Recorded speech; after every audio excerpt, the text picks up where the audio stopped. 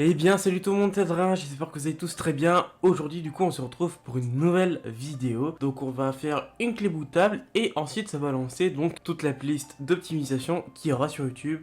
Donc ne vous inquiétez pas, ça sera sur plusieurs jours que les vidéos vont sortir. Donc du coup, cette vidéo là, comment j'ai pu le voir, comment j'ai pu apprendre pour avoir seulement le fichier ISO. Donc c'est relativement très simple, c'est grâce à un gars, donc sa vidéo qu'il avait fait donc pour créer une clé USB bootable. Donc ça je l'avais appris via là, donc ne vous inquiétez pas, de toute façon tout est en GDoc, tout est en description pour avoir toutes les instructions ainsi que toutes les étapes qu'il y a dedans. Donc maintenant on va aller sur notre navigateur et on va marquer donc du coup ISO Windows 10. Entrée, on va prendre le premier, donc télécharger une image disque ou ISO 10 fichier ISO. Donc on va faire télécharger une image. On va descendre et comme vous pouvez le voir, donc c'est télécharger l'outil maintenant. Nous c'est ce qu'on veut pas. Même si je vous ai proposé aussi même si on vous a proposé directement à cliquer donc sur le petit téléphone et tablette. Ensuite on va cliquer sur la barre de recherche, on va faire F12, on va pouvoir descendre et là sélectionner une édition et là on va pouvoir télécharger donc notre petit Windows 10. Donc là Windows 10 October 2020 Update, Windows 10, confirmé, on va attendre un peu.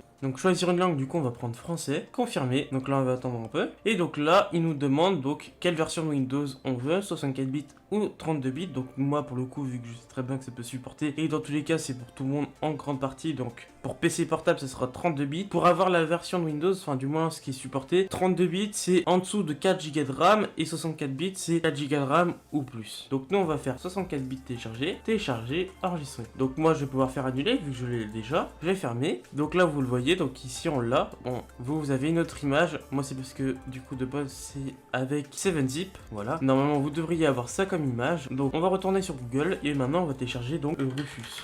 Donc le premier lien, rufus.ie.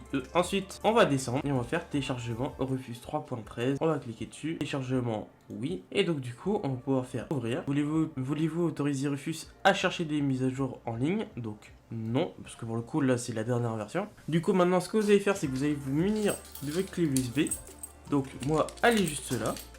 Je la branche directement, donc il me la reconnaît automatiquement. Image disque ou ISO, on va faire sélection, bureau, Windows 10, 20 H2, V2 Frame, X64 ISO, ouvrir. Donc schéma de partition, comment faire pour du coup savoir quelle partition on a. On n'a plus qu'à faire, donc en bas à gauche, donc petit clic droit sur le menu Windows, gestion des disques, affichage aux liste des disques. Et donc là comme vous pourrez le voir, donc NVMe, donc ça c'est mon SSD principal là où est installé Windows. Donc 238,46 Go, NVMe, GPT, disque 0, GPT également, et tout le reste c'est en MBR. Donc moi je peux très bien le laisser en GPT, même si de base je le mets toujours en MBR. Je vais vous montrer comment faire pour modifier ça. Choisir MBR ou GPT, dans tous les cas c'est la même chose, c'est juste dans le BIOS qu'il faut le modifier. Donc on va faire démarrer, ok, et donc là maintenant on n'a plus qu'à attendre. Tout va dépendre des débits de votre clé USB, si elle est en 3.0 ou non, et donc ça on va le voir juste après. Donc ça va durer à peu près 10, 15 minutes, 20 minutes grand maximum, voire peut-être plus sur certains PC s'ils sont vraiment très lents. Donc là on va pouvoir voir ce que ça va donner. Donc du coup là on a bientôt terminé la clé USB bootable, on a 96,7%, on attend encore un peu, ça va durer à peu près entre 10 et 15 minutes pour ma part. Donc là on a 8 minutes, on va attendre, tout se passe bien, ne vous inquiétez pas si ça prend du temps. Donc du coup là ça y est, la clé USB c'est terminé, on a enfin terminé de la faire, donc là c'est tout bon, on n'a plus qu'à faire fermer et la clé USB est terminée. Merci beaucoup d'avoir regardé cette vidéo. Sur ce, je vous laisse et on se retrouve pour une prochaine vidéo bientôt. Ciao!